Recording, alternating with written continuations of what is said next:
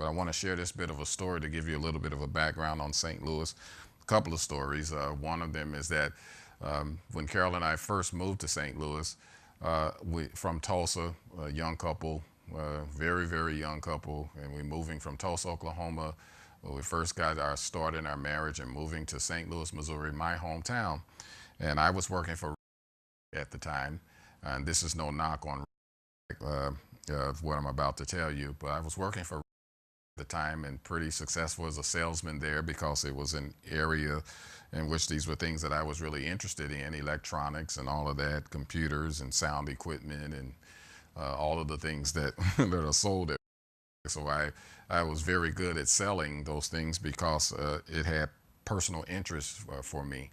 And so I wanted to continue with the company, but but transfer to work in St. Louis, and so I was my supervisors and everybody back in Tulsa, Oklahoma, set it up so that they didn't have a system where you just transfer people, but just upon a recommendation of the manager and the folks in Tulsa, by calling up and talking to the people in St. Louis, then I would just simply, when we get to St. Louis, just go and tell them I'm the Chris Green that they told you about in Tulsa, and I even got a chance to talk to them over the phone. So it was basically all set up that when I get to St. Louis, just come to the regional headquarters or whatever they called it at the time.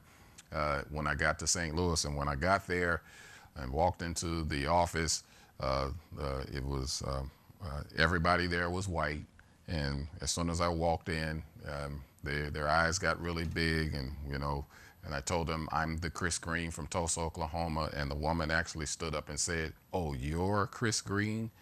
And she went to the back into her manager's office, closed the door.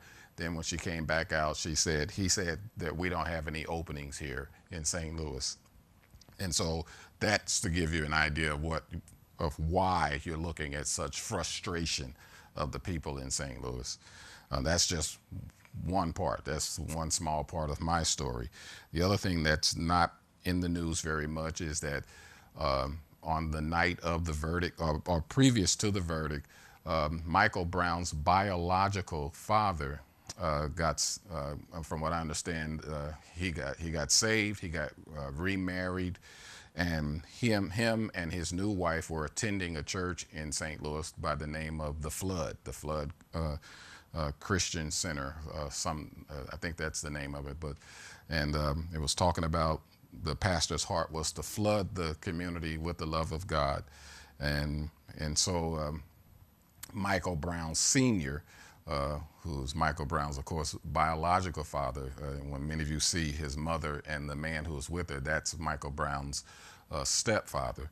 But anyway, Michael Brown Sr. had given his heart to the Lord, got married, remarried, and had just gotten baptized the Sunday before the verdict. But during the time of after his son was killed in August, the pastor of their church was providing personal counseling with Michael Brown Sr. He was continuing to minister to the family, and he was also joining in with hundreds of other pastors on the streets,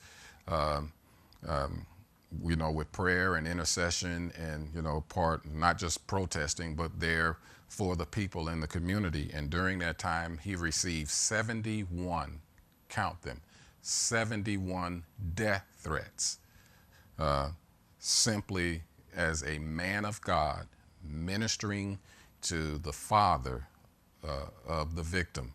He received 71 death threats from racist groups, white supremacy groups, KKK. So again, I'm giving you background so that you understand what St. Louis is about. I'm born and raised there. My wife and I actually lived in the Canfield Green apartments where this tragic incident took place. And then the story doesn't end there, guys. Even after receiving those 71 death threats, and this wasn't some Al Sharpton, Jesse Jackson, Black Power, Black Panther type of pastor. He'd be like me and Pastor Carol, like we are here in Harrisburg. You come into the community and you just begin to minister to the people. He had, and they had about 70 people in his church. They actually made the investment and poured in their all and invested and actually bought the building that they were meeting in.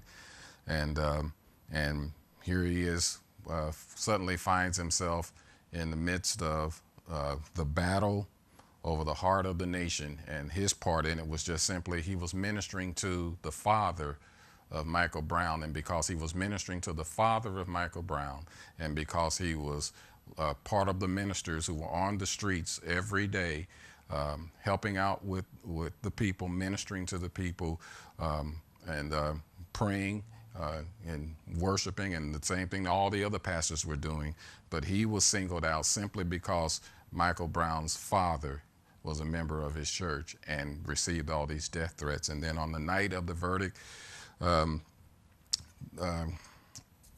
when all of the looting and burning and everything was going on, well, their church doesn't sit anywhere close to where all of the fires and the looting and everything was going from. So somebody actually, one of those white supremacist groups actually went to his building, and they burned his church building down.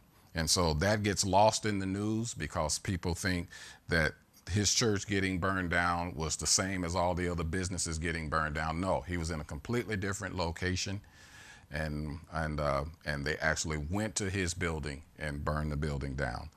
That's my hometown, and that's what we're trying to communicate to everyone, that St. Louis is a different animal. It's just a completely different thing. And so my white brothers and sisters, those of you who are trying to understand why black ministers have been involved in this and why they have taken the stand that they have taken, well, it's because they are targeted by white supremacist groups simply for being black and simply for ministering to the people. So it's not about, for us, it's not a simple black and white issue. There's a lot of gray in this, and so we need you to understand when you are giving your opinion or trying to speak into the situation. I'm trying to give you some background so that you understand that this is way more than what you probably have even heard about, read about, or even thought about what's going on in St. Louis.